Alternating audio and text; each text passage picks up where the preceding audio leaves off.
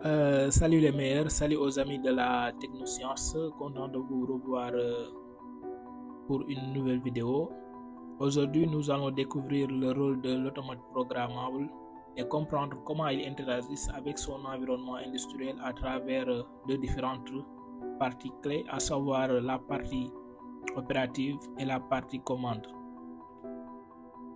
Cela, on a besoin de comprendre qu'est-ce que c'est qu'un automate programmable industriel. Un automate programmable industriel API n'est rien d'autre qu'un système électronique programmable qui permet d'automatiser des processus industriels comme par exemple contrôler une machine ou une chaîne de production. Pour son environnement, on commence d'abord par la partie commande. La partie commande, on peut le matérialiser comme étant le cerveau du système. Elle est composée de l'automate lui-même, du programme, des capteurs et des actionneurs pilotés. Par exemple, tout ce qui est intérieur à l'automatique est considéré comme étant la partie commande. Quant à la partie opérative, on peut supposer que c'est une machine physique, par exemple les moteurs, les vérins, les convoyeurs, etc.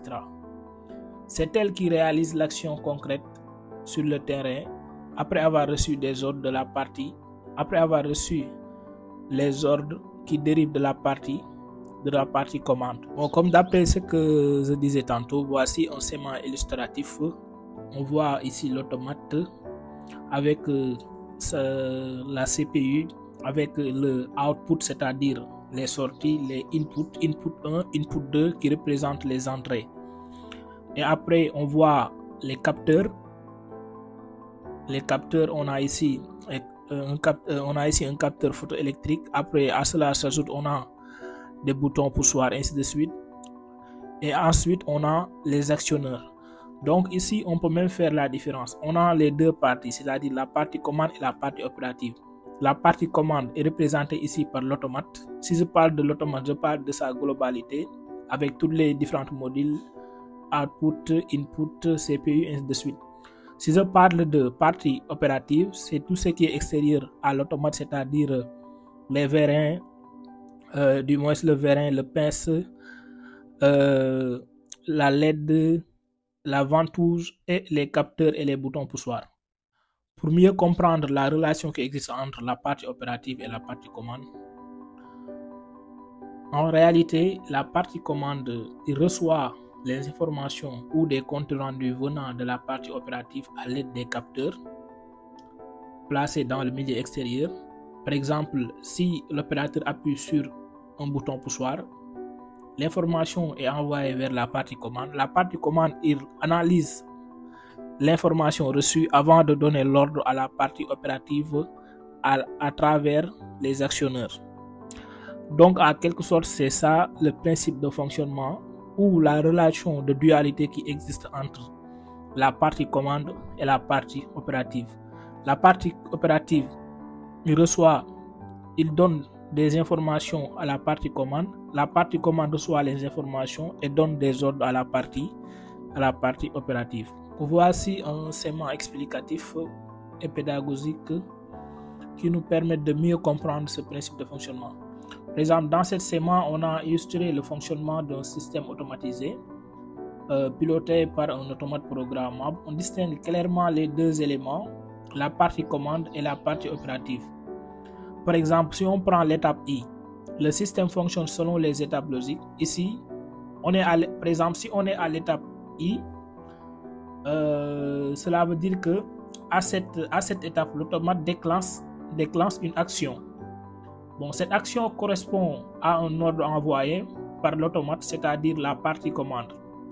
Donc, en réalité, c'est ça la partie commande qui prend la décision.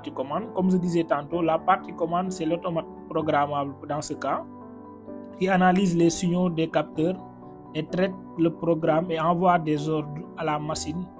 Dans notre schéma, l'ordre déclenché vers la partie opérative. Donc pour la partie opérative, comme je disais tantôt, c'est la machine réelle, ce que nous avons, par exemple, moteur, vérin, convoyeur, et reçoit l'ordre et exécute l'action simple. l'action et exécute l'action simple. Par exemple, faire avancer un vérin, comme nous le verrons plus tard, démarrer un moteur ou bien allumer une lampe. Donc, en quelque sorte, c'est ça. Dans les capteurs qu'on voit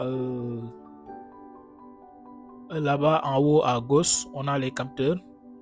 Les capteurs détectent les états du système physique, c'est-à-dire position, présence, température, pression, etc. On peut avoir plusieurs types de capteurs.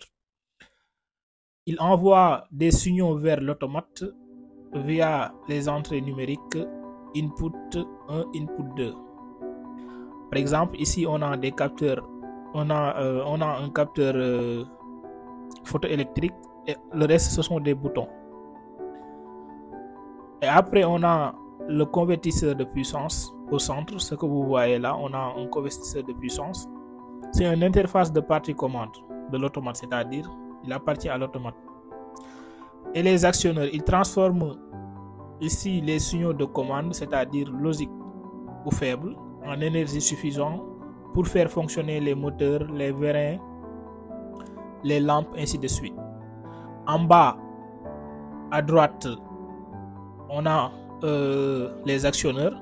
Ce sont des organes physiques qui réalisent les actions. Donc, c'est eux qui effectuent les actions. Par exemple, ici, on a une pince, on a un vérin, on a une ventouse et une lampe. Bon, le moniteur et le console. Le console permet d'interagir avec le système, c'est-à-dire lancer un cycle, modifier ou faire des paramètres. C'est ça son rôle ici. Après, on a le moniteur affiche les données de fonctionnement. Bon, on l'utilise pour la supervision et le diagnostic. En général, on l'appelle même interface homme-machine. En quelque sorte, bon, on voit qu'actuellement la pince est actionnée. Et après, le capteur photoélectrique a détecté quelque chose. Mais on remarque que sur l'automate, il y a des bits qui s'activent. Ok, cela est dû au fait que si le capteur a détecté quelque chose, il envoie l'information à l'automate et l'automate donne l'ordre à l'actionneur concerné. Par exemple, ici on voit que la pince est actionnée. Ça c'est à l'étape initiale. Bon, si on appuie sur, par exemple, sur le bouton poussoir, on verra que si on appuie sur le bouton poussoir, on verra que le vérin sort. Parce que tout simplement, si on appuie sur le bouton poussoir, il y a le bit I 1.6 qui va s'activer et effectivement, ou bien immédiatement, l'automate va donner l'ordre au vérin de sortir. Donc, en quelque sorte, c'est ça le principe de fonctionnement. On fait la même chose, par exemple. Donc, par exemple, si on appuie sur le deuxième bouton poussoir, on voit que l'automate reçoit l'information. Après cela, il allume la lampe. Donc, en quelque sorte, c'est ça. Il reçoit l'information venant du milieu extérieur qui lui demande d'allumer la lampe. Et après lui, il donne l'ordre aux actionneurs. Donc, en quelque sorte, c'est ça. Il reçoit l'information et il donne l'ordre. Par exemple, si on fait la même chose avec le dernier bouton pour activer la ventouse, si on appuie sur ce bouton, on verra que la ventouse va s'activer. En résumé, tout cela est dû du fait que, d'après ce qui précède, la relation qui existe entre la partie commande et la partie opérative. La partie opérative, il envoie des informations à la partie commande. La partie commande, à son tour, va analyser les informations qui ont été données par la partie opérative et va donner l'ordre aux actionneurs d'exécuter les actions ou bien d'exécuter les tâches suivant le programme qui a été défini. Donc, je pense que on est arrivé au terme de notre vidéo.